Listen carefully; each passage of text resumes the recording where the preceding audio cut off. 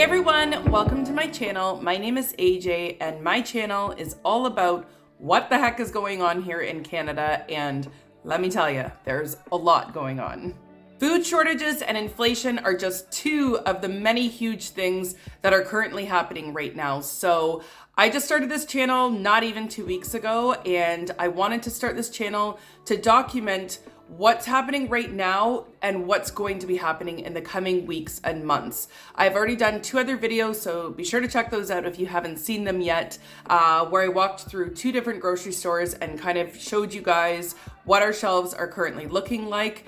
Right now, it's kind of at the point where there are many bare shelves, as you will see in those videos, but the whole store isn't empty, so we're not on that level. So it's kind of like where it's bad, it's really bad, and where it's good, it's still really good. So my whole thing is that I really want to document the progression of what's to come. There's a lot of anticipated food shortages, well, actually shortages on many things. So I kind of wanted to jump on now while we're just starting to see it happen, and then continue to document it to follow the progression. Just like you, I am a consumer of YouTube as well. So I was actually searching YouTube to try to see what's going on in my own country, Canada. And I was a little bit hard pressed to find some videos kind of showing the grocery stores and that kind of thing. So that was kind of the inspiration behind this channel, that I thought, well, I'll hop on there and do it. So if you want to follow along what's going on here in Canada, actually Southern Ontario, Canada, then be sure to hit that subscribe button, because I will be uploading every week as this whole thing unfolds, and you guys will be able to stay informed with what's going on here. All right, so with that being said, let's jump into this video. Okay, so today I'm going to be giving you 5 ways that you can stock up on food if you are broke. Now, this must be one of the most common concerns or questions that I see online and even get within my own circle of friends and family when you're just kind of living paycheck to paycheck and you don't have a ton of extra money to go stock up on food. There are so many awesome prepping videos on YouTube that kind of show you exactly what you should be buying, you know, in the case of an emergency of any kind. So I've watched a few of them, and seriously, there's so many that I'm like, I would have never thought of that. And it could be the simplest thing. However, some of those videos can sometimes leave people feeling a little overwhelmed, thinking, okay, that's great, I know what to buy, but how the heck am I going to buy this stuff? I don't have the extra money to do so. So today I'm going to give you a couple of tips on how you can do that. Okay, so the first thing I got for you is focus on higher calorie foods.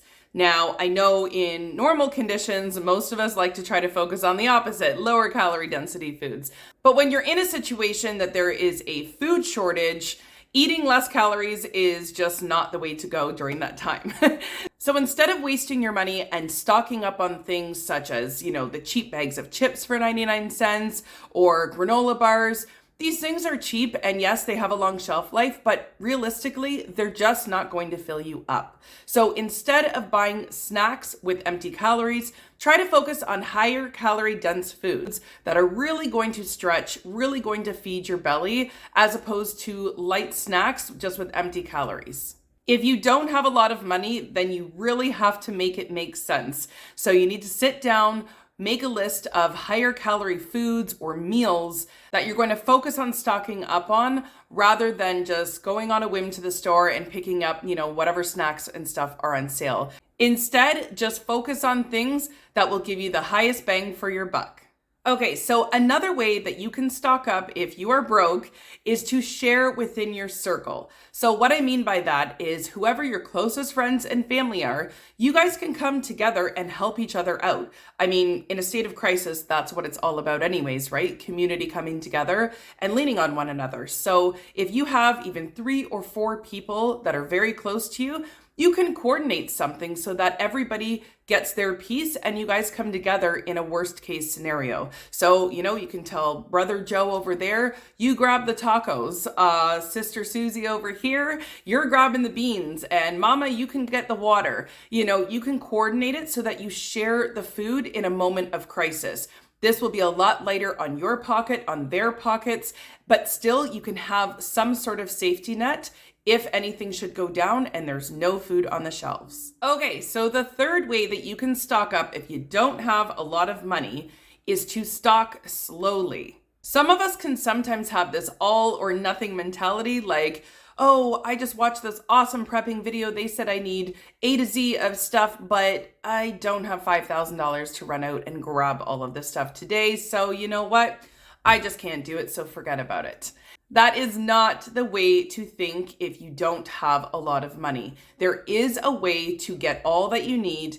It's just going to be a different path from just running to the store and grabbing it all in one day. So you have to stock slowly. So every time you go to the store, even if it's just 1 or 2 cans of something extra, 1 extra jug of water or case of water, all these things in time will add up. It's not like right now the stores are completely empty, so you still have time. Don't think that just because you don't have a full basement stocked with food, or that you didn't start prepping 3 years ago, that you're unable to do anything right now. Every little bit is going to count, and believe me, in a moment of crisis, you are going to be so happy even if you had just a day's worth of food, a week's worth of extra food. So every bit counts. So get out to the store and just do what you can do. Like I said, even if it's just 1 or 2 extra things on your bill, eventually over time, you're going to see that accumulate. And before you know it, you're going to have your own stash of stocked up food. All right, so the 4th tip I'm going to give you as far as stocking up on food when you are broke is to look for the sales. Now, this one might seem like a little bit of an obvious one, but I mean, really look for the sales. There's all kinds of apps that we can utilize in terms of telling us where the sales are. There's price matching. Well, there is here in Canada anyways. So if you have price matching as an option, start to make it your thing. Really zero in on those sales and make the most of them. If there's something that's normally $3 on for $1, then grab like 10 of them and really maximize the amount of food that you can get for your money. Okay, so the final tip I have to stock up on food if you are broke is one that you're not going to like. Commit to giving up one thing that you buy regularly that you don't actually need. So a few examples might be coffee, alcohol, eating out, or any other, little pleasures of ours that we don't actually need. So the next thing I'm going to say is not directed at people who truly don't have any extra money, because that does exist as well. Some people are on very fixed incomes and really don't have even an extra $5. So this next thing is not for you. However, there are many, many of us out there that say we don't really have extra money, but we do. Let's just be real here for a second, that many times when someone is broke, it's just because they suck at saving money. It's more about lack of money management than it is actually about not having enough money.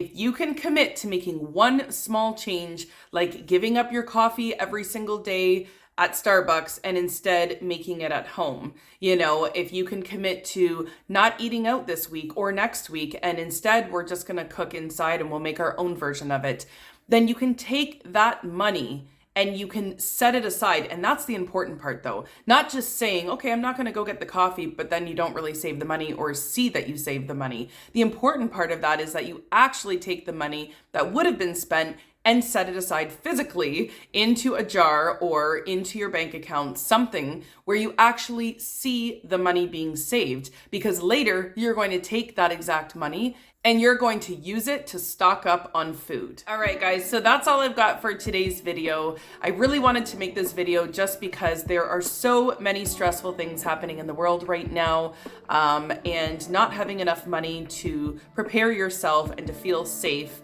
should not be one of them. So even if you don't have $1 million sitting in your bank account or a credit card that you can fall back on, there are still ways that you can slowly stock up to prepare for emergencies, to prepare for food shortages for both yourself and your families.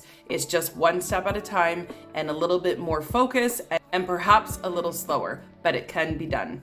All right, guys, so don't forget to hit that subscribe button if you want to stay up to date with what's going on here in Southern Ontario, Canada. Thank you so much for watching, and we will see you guys in the next one.